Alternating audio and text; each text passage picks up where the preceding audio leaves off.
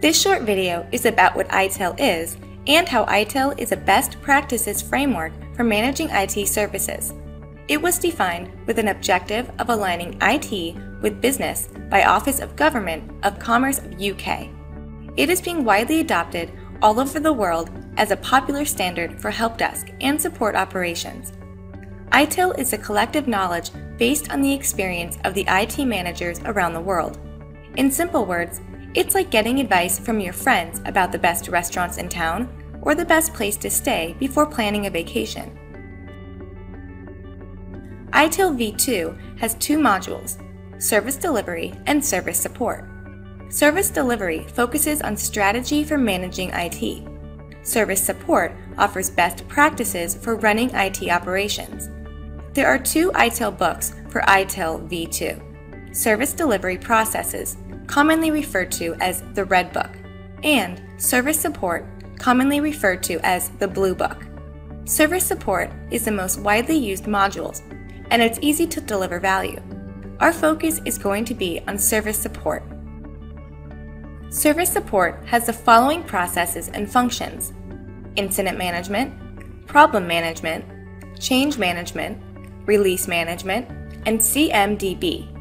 In the latest version, ITIL v3 focuses on Service Lifecycle Management. The core modules of ITIL v3 are Service Strategy, Service Design, Service Transition, Service Operation, and Continual Service Improvement. ITIL v2 processes can be modified to meet ITIL v3 requirements. There are a lot of synergies between ITIL v2 and v3. Here is a simple diagram that shows the common modules. Incident is a disruption in the normal service. The goal of incident management is to restore normal services as soon as possible with resolution and recovery. Have a look at some screenshots on how incident management is handled in ServiceDesk Plus.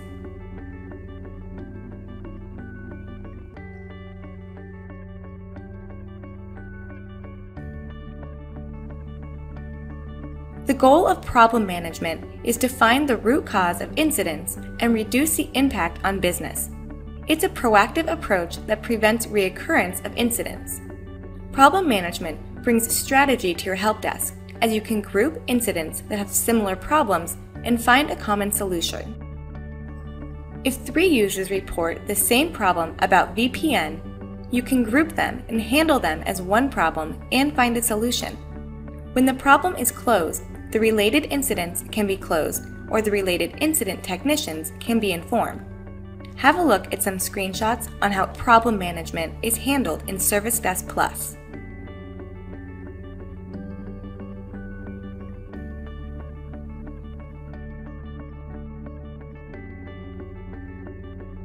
The goal of change management is to control and manage approved changes with accepted risk.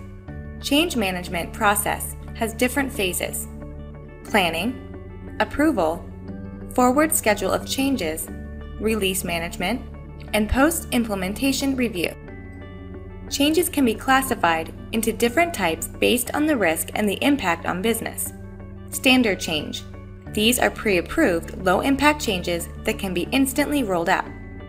Minor change has minimal impact and can be improved by the change manager or the emergency board in the change manager's absence.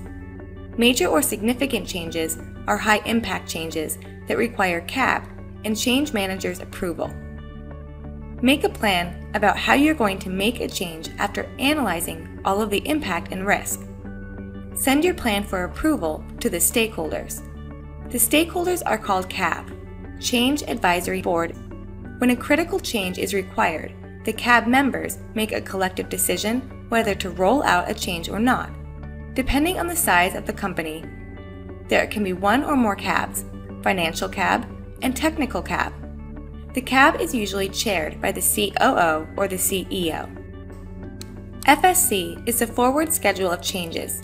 All the approved changes need to be published to stakeholders and users to educate them about the change and when the particular service will be down so that they can plan accordingly. The goal of release management is to break the change into different tasks and roll out smoothly. users need to be informed about the change and service availability.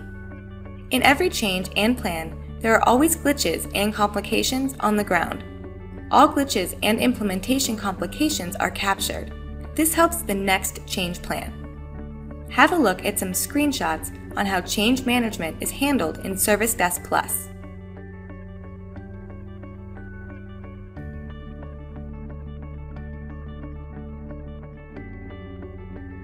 CMDB, Configuration Management Database, has a complete record of all of the components of IT services. A configured item can be physical servers, or software, or users, or even the process. CMDB also shows how CIs are related to one another. Here's a simple example of how CMDB can help. When one of your critical servers crashes, CMDB provides all the information you need to restore the service. What are the physical properties of the server, software, application, and services pack versions installed in the server, and the relationships, who was using the server, etc. With that, we come to the end of this demo. ITIL is a very vast subject, and we hope this demo helped you to get a fair idea of what it is.